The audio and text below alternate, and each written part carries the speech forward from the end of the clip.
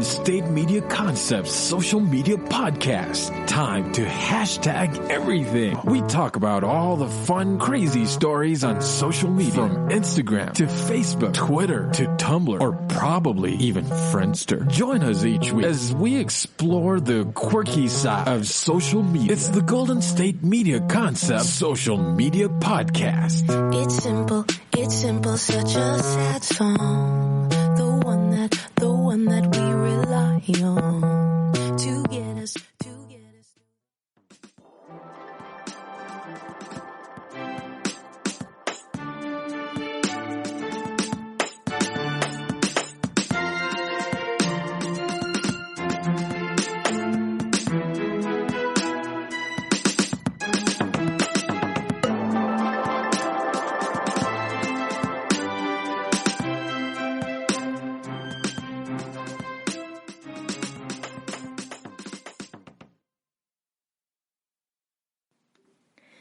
Thanks for tuning in to the GSMC Social Media News Podcast, brought to you by the GSMC Podcast Network.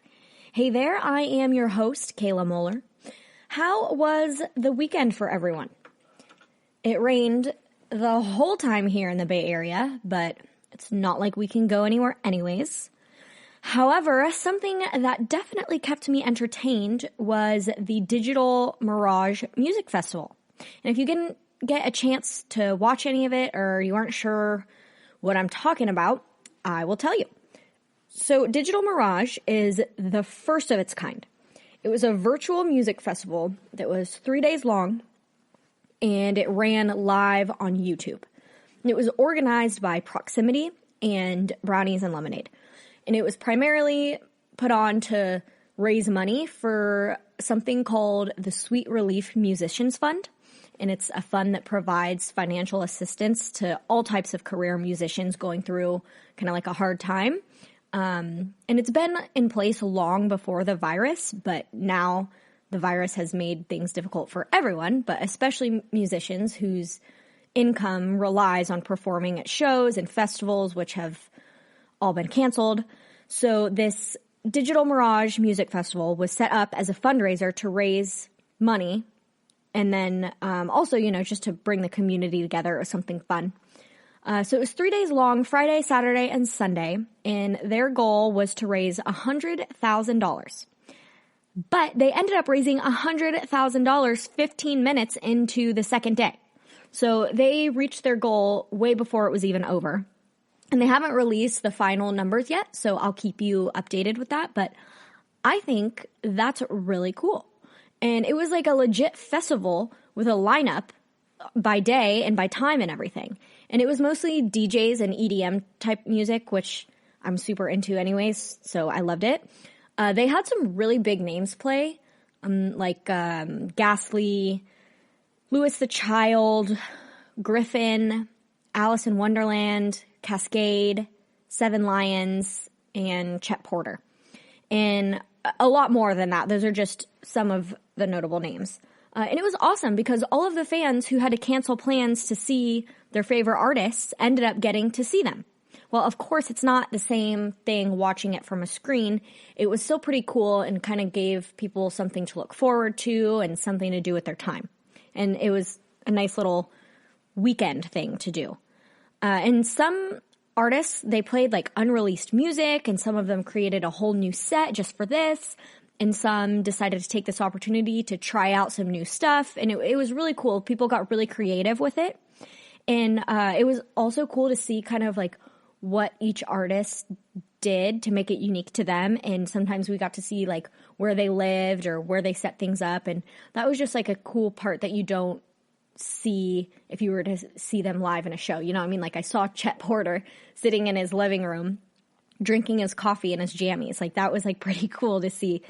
It was just like seeing them in a more kind of intimate, personal setting kind of just reminds you that, yeah, I mean, they're just people doing their thing too.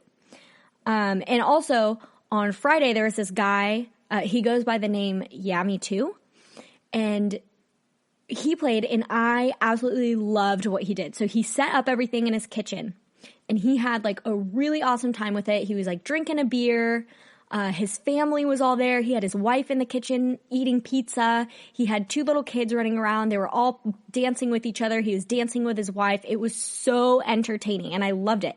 And I don't really listen to that guy, or I don't really even know who he is. But after this, like, now it made me really like him. And now I'll recognize his name more. And that was just like a cool thing to see, because he was really having a good time with his family, and he was making the most out of what he could do.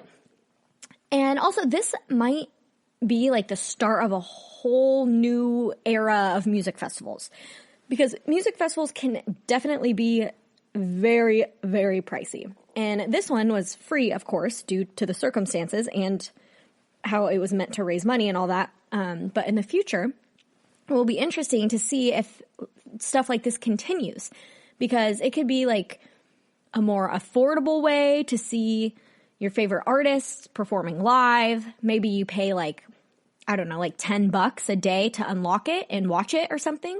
And I would love to do this with my friends. Like, if we're all at a cabin in Tahoe or something, I would totally pay $10 to have like my favorite artists playing live or something on YouTube in the background. And especially because my friends and I, we usually go to Snow Globe Music Festival in South Lake Tahoe every year.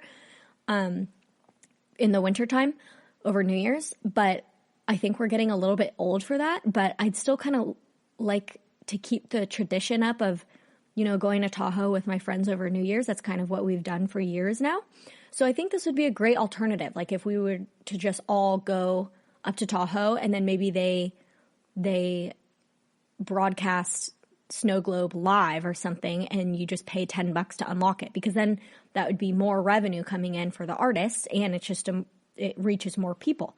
So I think that would be pretty cool, and I definitely see something like that happening in the future, just because this was a pretty big success.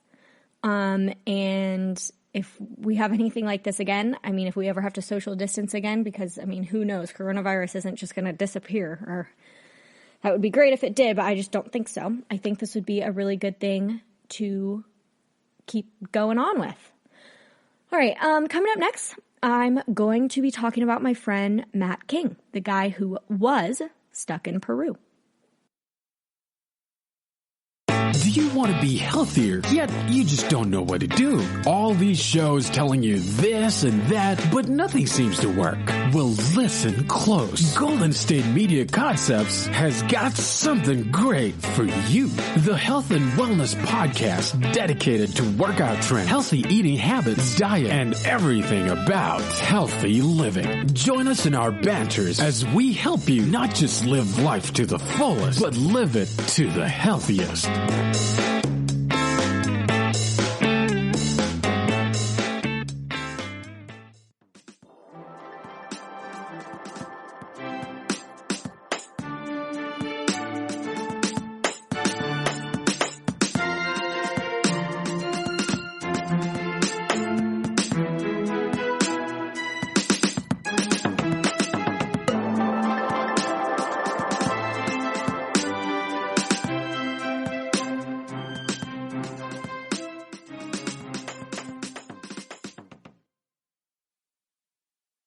Hello again.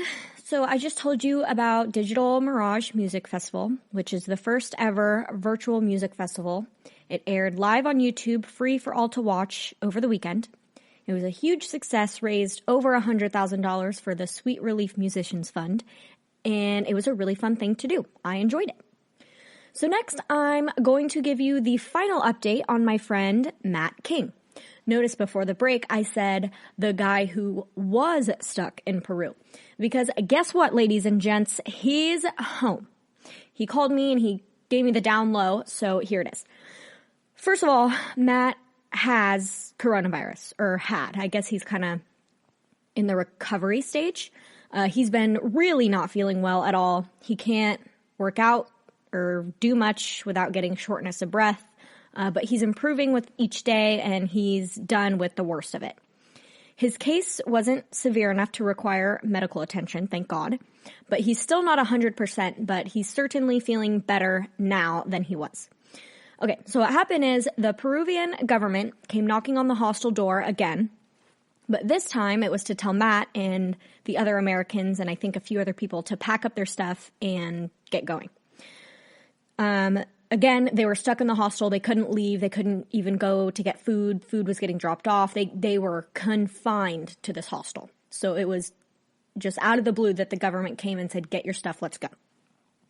So they gathered, like, I want to say 7 of them in basically a box on wheels and transported them to the airport. And then they were all given like all this protective gear. They were sprayed down from head to toe. And it's funny because he said they were in this little teeny box, all like so close to each other, basically on top of each other. And they were all on top of each other in a hostel. There weren't even rooms or windows in some of the rooms.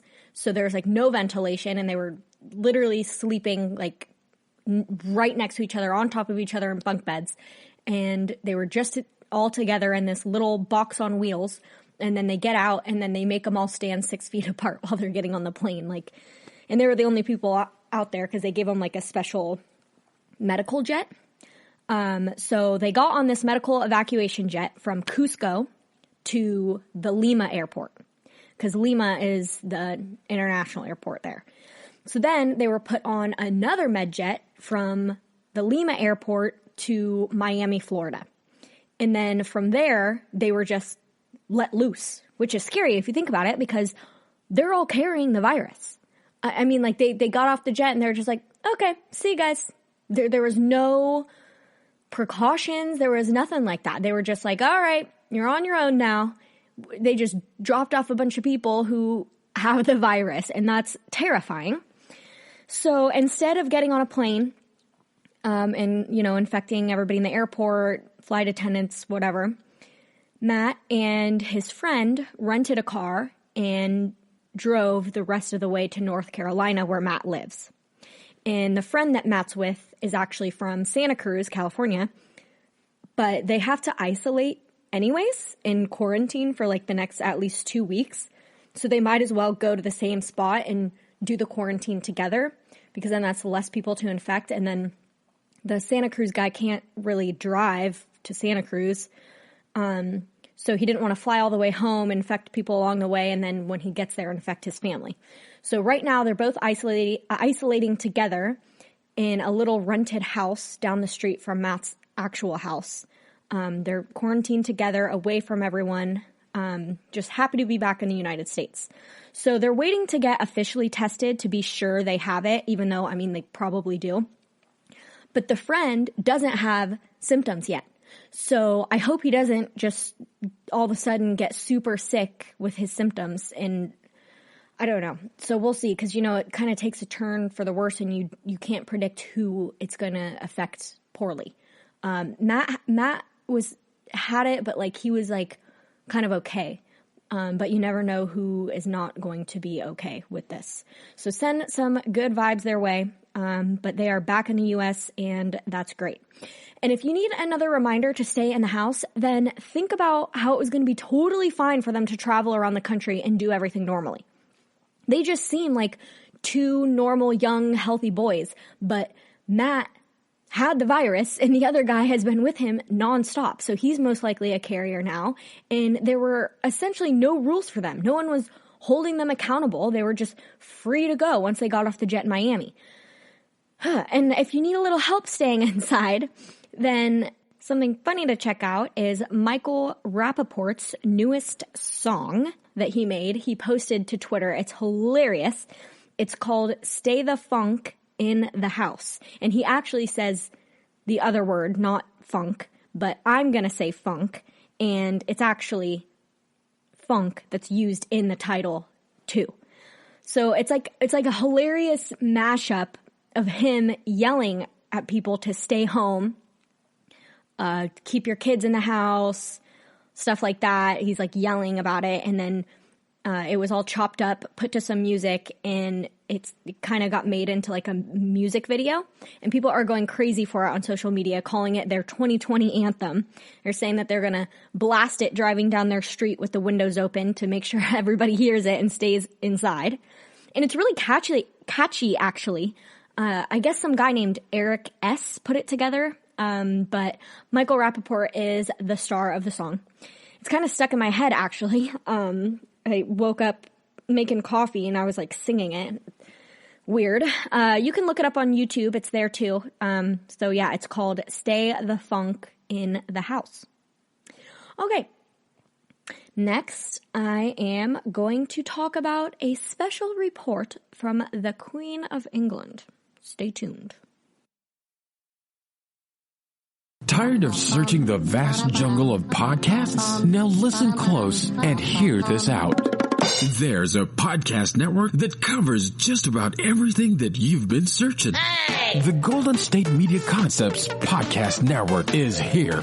Nothing less than a podcast bliss with endless hours of podcast coverage.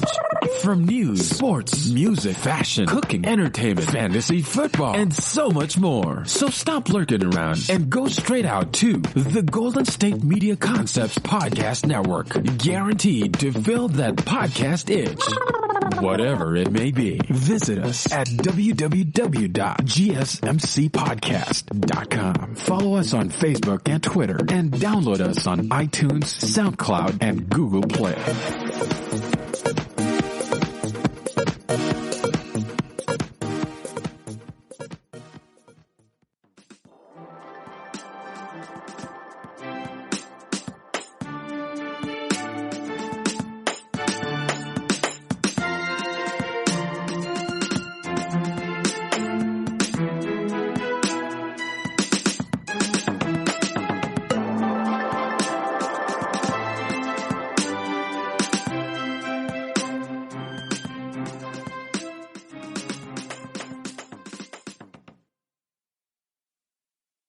Hey, I'm back.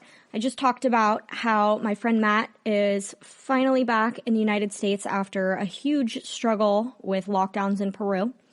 And I told you about the Staying Home song from Michael Rappaport. And have you heard about that robot graduation?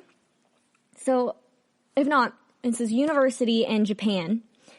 And they decided they would still hold graduation, but still while following social distancing guidelines. So what they did is they attached iPads on top of these robots that they dressed in traditional caps and gowns, and then they had the students FaceTime into the iPads. So it was the student's face on the robot that was all dressed up, ready for graduation. It looked really strange. And the robots could roll around, and they were controlled by people there. And they also had the president of the university there, like taking photos and shaking these robots' hands or whatever.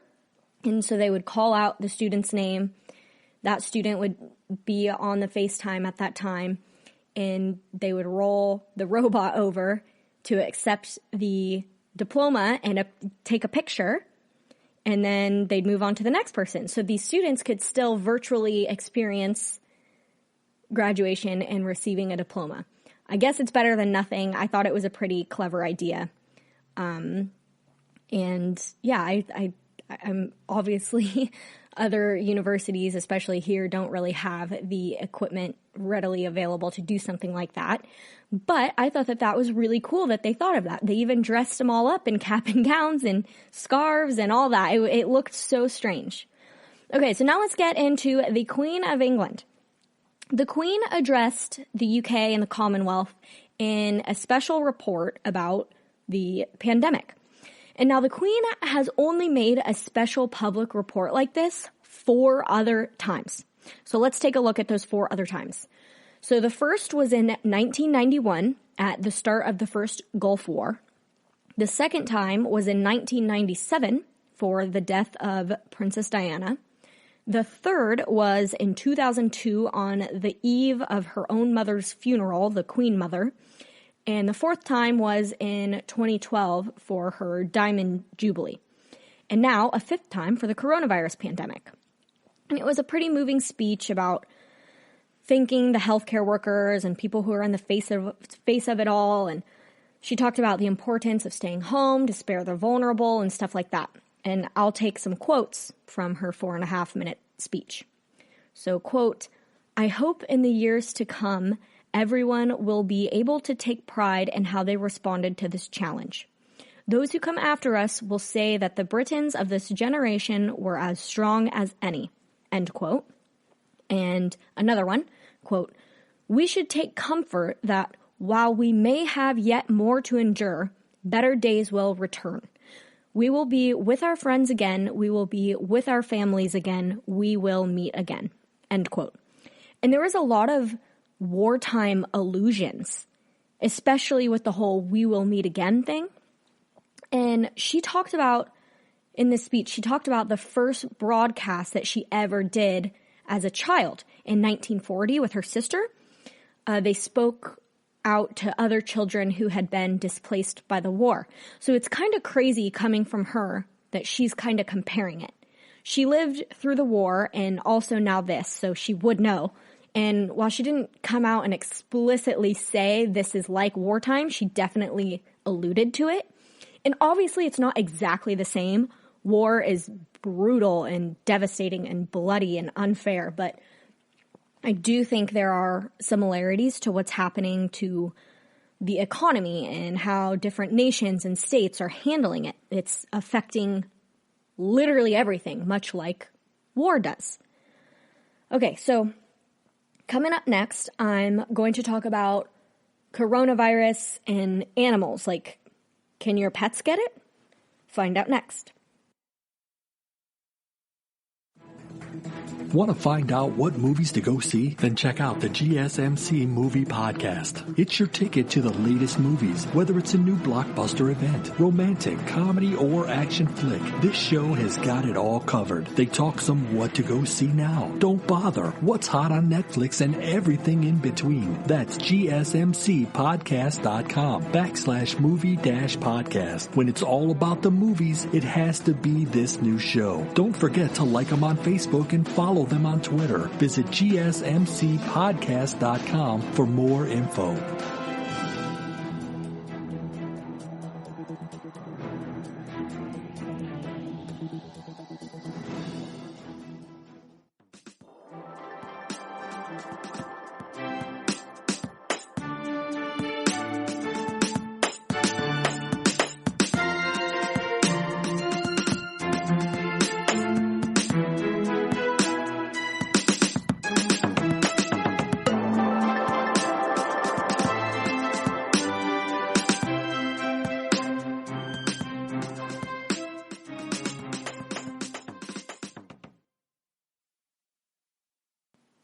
Hello again. I just talked about the Queen of England's 5th address ever to the UK and Commonwealth. And now I'm going to talk about coronavirus and your pets.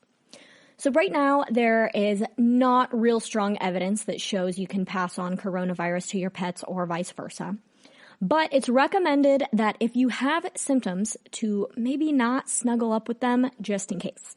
Like they're saying if it were an issue, we'd be seeing a lot of cats and dogs coming down with it. And that's just not the case. So it doesn't seem like an issue except maybe on rare occasions. But that's the case with anything.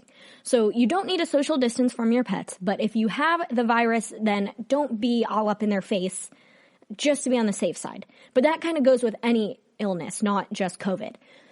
But what about that sick tiger, you say? Yes. Well, if you haven't heard, a 4-year-old tiger in the Bronx Zoo in New York has tested positive for coronavirus. So like I said, there's not real strong evidence of anything. Scientists are still trying to figure all this out. There's a lot that's unknown. However, this is a very rare thing that this tiger has tested positive. And it doesn't mean that your domestic cats are in danger.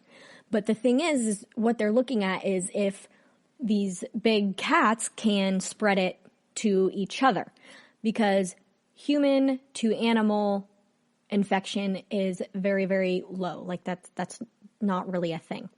But animal to animal spread is a thing. So they're looking in to see if coronavirus can be easily spread between these cats.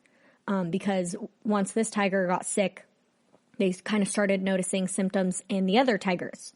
So they're all under close veterinary care and getting medicine and whatever, they're doing well. But so this first tiger is thought to have contracted the virus from one of its human caretakers at the zoo who tested positive for corona. They initially decided to test this tiger after it developed, telltale signs and symptoms like a dry cough and a loss of appetite. And isn't that crazy? I can't really imagine what it sounds like when a tiger coughs. Like, I have a cat, and my cat coughs sometimes, but it's like when he has a hairball or something. But I guess the tiger had a literal dry cough, and that's so weird. I can't imagine what that sounds like. So they sedated the tiger, took samples, and it came back positive for coronavirus. And that's so weird, right? And it's not the same test that they give humans, so don't worry, a tiger didn't take away a test from a human in desperate need. It's done by veterinarians in a vet lab, and humans can't get tested in vet labs either. So they're two completely separate things. However, great apes, they've found, are susceptible to human illnesses and therefore are susceptible to coronavirus. So they have to keep the cats and people really far away from the apes so they don't get infected. But scientists are still researching coronavirus in animals and discovering new things every day. And while your home pet is probably fine, it's not really an issue because, again, if it were, we would be seeing a lot of cases popping up like that. But there's only this tiger, and then I think there was like a cat, like a feral cat in Wuhan at the epicenter of the pandemic who had coronavirus. So it's pretty rare. But just like with anything, practice safe measures if you're sick.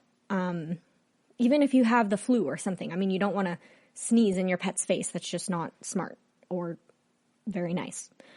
And man, tigers really have been the center of attention lately. Between that show, Tiger King, and now this. I mean, geez, tigers are just, they've got it going on right now.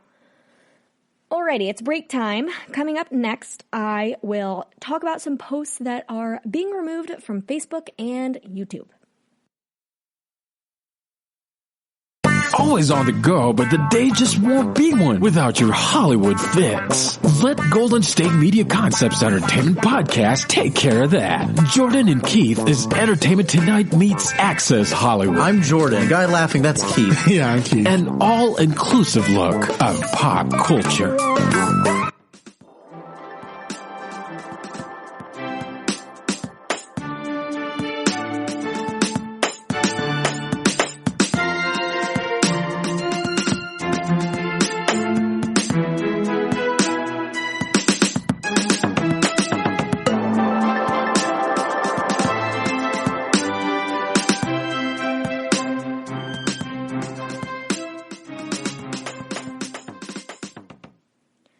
Hey, welcome back. I just talked about coronavirus and your domesticated animals. While it's not an immediate threat, just be cautious if you're showing symptoms.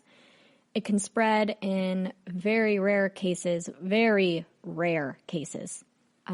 like we saw with the tiger in the Bronx Zoo. But that's different because it's a big cat and not just a house pet. But still, you shouldn't breathe in your pet's face if you have any illness of any kind, not just coronavirus.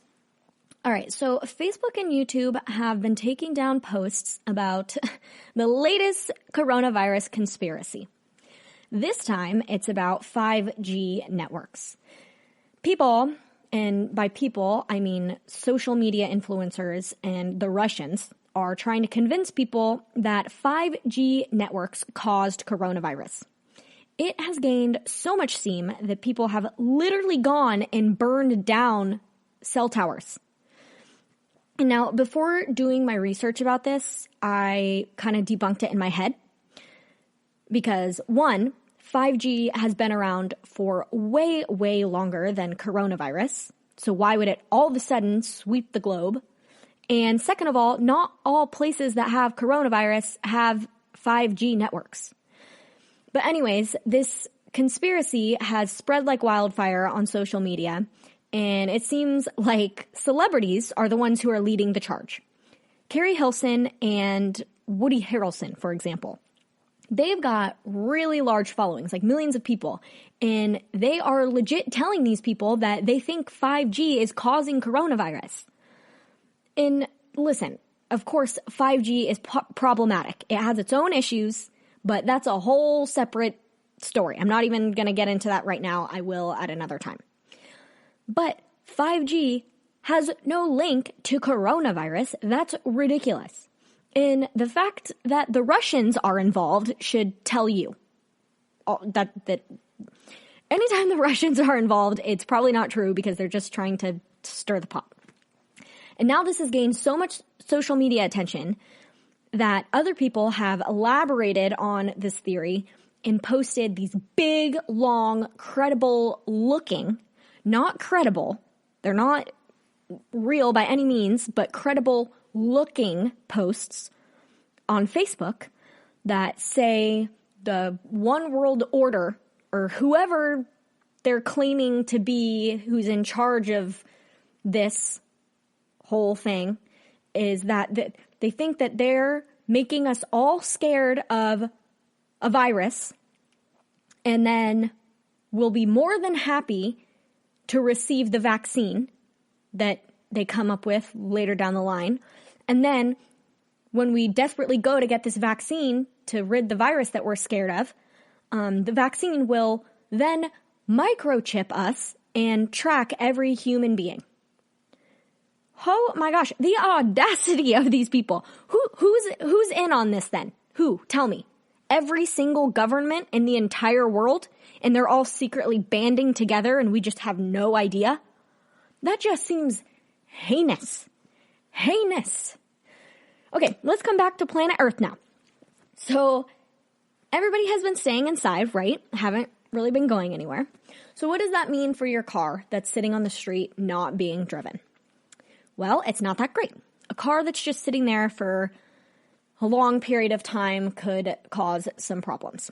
So the next time you go to drive it, you could potentially be dealing with a dead battery or bad or worn out brakes. And mechanics are recommending that you drive your car for at least 30 minutes once a week to keep it going with regularity. And I don't know where you guys are, but here it's been pretty rainy, and that can rust out the brakes on a car that's just sitting there. However, if something does go wrong with your car, don't worry, because auto shops are considered essential businesses and they're open and they would be happy to help. And for people who have electric cars, make sure that you don't let your battery drain out to zero. And it can drain while it's just sitting there. It doesn't have to be driven for it to get drained. And if you let it drain out to zero, that can be damaging for these charge cars. But there's different rules for these cars, so just kind of read up on your manual if you have one. It'll have the information for long-term storage or whatever for electrical vehicles. Okay, last break. Coming up, I'm going to talk to you about a wine-delivering dog.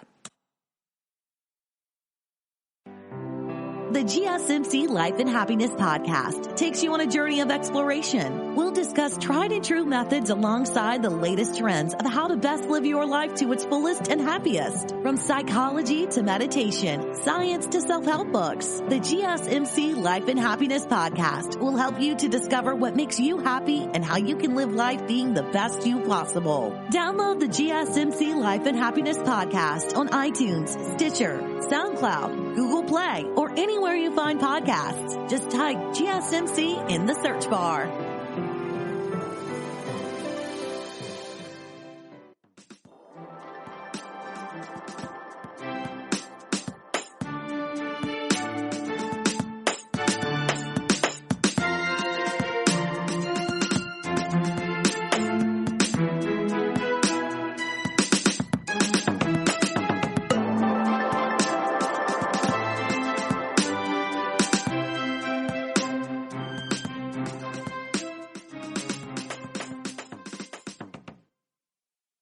Hey, I am back. So I was just talking about another crazy conspiracy and also what to do to make sure your car is in tip-top shape once this lockdown is over.